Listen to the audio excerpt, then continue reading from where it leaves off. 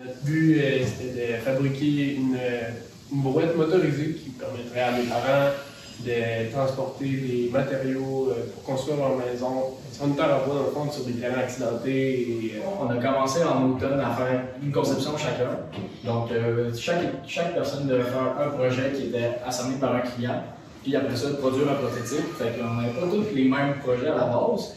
Mais vu qu'on ne peut pas tout faire les projets, on s'est comme allié en équipe puis laissé tomber des projets. Donc moi, je me suis allié avec Léo pour faire le projet de la brouette.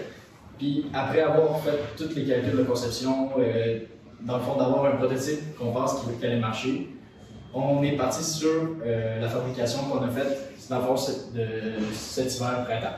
On est allé avec nos forces et nos faiblesses. En voyant que mettons, Léo était plus fort en soudure, on s'est dit on va aller séparer les tâches puis on va donner plus de job de soudure à Léo pour que ça avance plus vite. Puis, mettons, moi, je suis plus fort plus en niveau mécanique, donc c'est plus moi qui s'est occupé des systèmes mécaniques. Après la conception, je suis arrivé avec un prix. Puis ce prix-là, je l'ai présenté à mes parents, puis à mon client, dans le fond. Puis il me disait s'il acceptait le projet ou non. Dans mon cas, ils ont accepté. Fait que j'avais déjà mon prix ferme qu'il fallait pas que je dépasse. Dans le fond, on avait deux grosses parties de calcul. On avait une grosse partie de calcul de structure. Dans le fond, il fallait que toute notre structure tienne au poids qu'on allait mettre dans la benne ou qu'on allait s'asseoir dessus. Donc, il y avait une grosse partie du calcul dans le pivot en avant ici, parce que c'est lui qui prend toutes les charges. Et on avait on avait aussi beaucoup de calculs de force et de vitesse. Si on avait dans notre mandat au début, j'avais établi avec mon client une vitesse de 20 km/h à peu près pour un voyagement efficace des matériaux.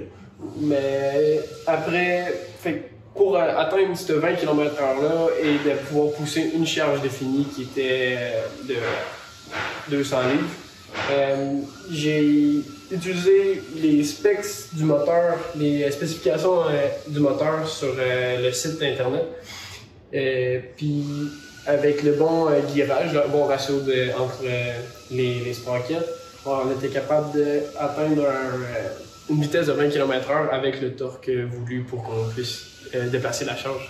Je pense que c'est vraiment un beau projet de travail d'équipe. J'ai vraiment appris à connaître des bons gars que je m'entends bien avec.